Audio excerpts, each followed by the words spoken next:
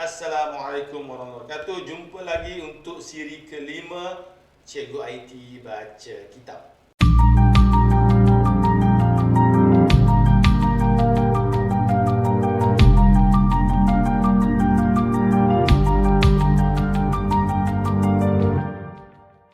Kitab yang kita baca seperti biasa, ini kitabnya Asbabun Nuzul. Hari ini kita akan membicarakan atau nak baca, saya akan baca kepada tuan-tuan tentang ayat 115. Ayat pendek saja. 115 mengisahkan bagaimana ayat ini diturunkan. Sebelum tu saya bacakan dulu ayat ini. Sekali lagi saya beritahu, seperti biasa saya bukanlah ustaz ataupun para ulama, para alim yang pandai baca Quran. Sekadar membaca, kalau salah tajwid saya minta maaf, anda boleh betulkan. Itu adalah kelemahan saya. Okey. Ayatnya berbunyi begini. Walillahil masyriqu wal maghrib fa aynama tuwallu fa thamma wajhullah. Innallaha wasi'un alim. Okey. So kalau ada tersilap baca saya minta maaf. Okey. Ceritanya macam ni. Bagaimana ayat ini turun? Kisahnya ialah Jabir bin Abdullah telah diutuskan bersama para sahabat ke suatu tempat. Dalam perjalanan tu, apabila malam hari kat padang pasir, malam tersangat pekat. Okey. Tak nampak arah kiblat, tak tahu sebab kalau malam-malam biasa kita boleh tengok ke langit, kita boleh agak kat mana kiblatnya. Ataupun waktu siang kita boleh agak mana kiblatnya berdasarkan matahari dan bayang kan. Begitu juga dengan bulan. Okey. So pada suatu malam ni, para sahabat nak solat, mereka dongak ke langit, gelap, tak ada satu bintang pun. Bagi anda yang pernah pergi ke laut ataupun pergi ke padang pasir, tempat lapang, kita tahu bagaimana terjadinya malam gelap tu. Tak ada satu petanda, kita tak tahu mana satu utara, mana satu selatan, mana satu barat, mana satu timur. Sebab bila kita tahu utara selatan, kita akan tahu kat mana timur dan barat. Sebab timur dan barat itulah penentu kiblat. Kiblat berada di timur. Okey.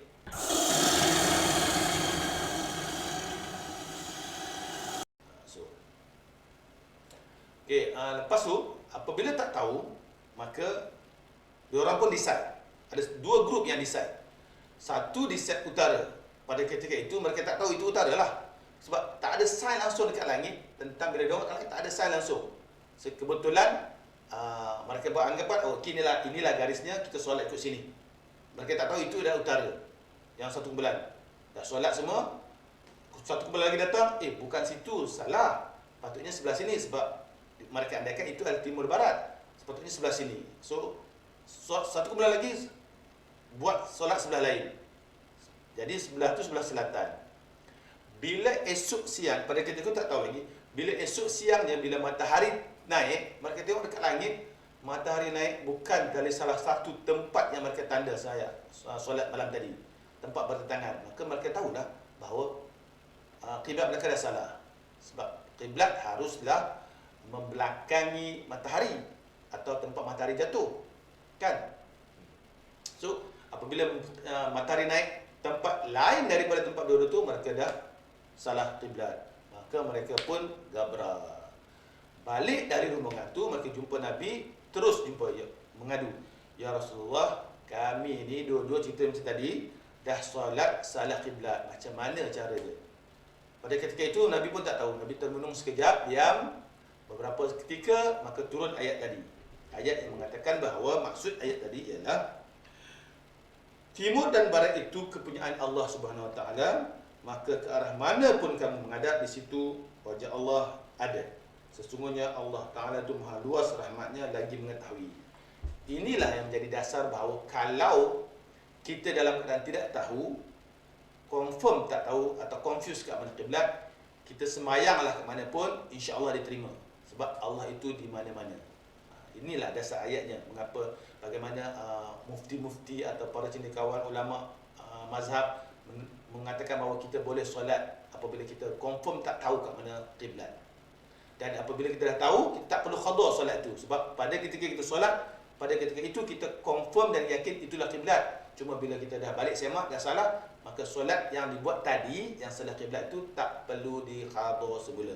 Inilah dasar ayatnya. Begitu juga macam kes orang pergi ke laut kan. Pada orang ke laut, mula-mula dia harus solat mengikut kiblat. Tapi apabila along the way dia berlayar tu, dah corner kiri, dah corner kanan atau ombak dah pukul, maka sampan tu atau kapal yang mungkin beralih arah kiri kanan tak perlu memusingkan badan sentiasa menghadap kiblat. Yang penting first menghadap kiblat, masa takbir tu menghadap kiblat, lepas tu dah berlayar, nak pusing kiri ke, nak pusing kanan kan, semua tu okey. So, inilah panduannya. So, ayatnya tadi saya baca lagi sekali untuk anda. Maaf kalau salah tajwid ya. Walillahil masyriqu wal maghrib fa aynama tuwallu fa thamma wajhullah innallaha wasi'un alim. Itulah ayatnya. So ayat 115 Al-Baqarah. Jumpa lagi. Sekian saja. Maaf kalau ada kesalahan, kalau ada komen boleh turun kat bawah. Kalau belum subscribe, boleh subscribe sempena bulan Ramadan. Kalau ingin berwakaf, boleh berwakaf dengan nombor yang tertera dekat bawah atau dekat sebelah sini. Okey, bye. Assalamualaikum dan jumpa lagi.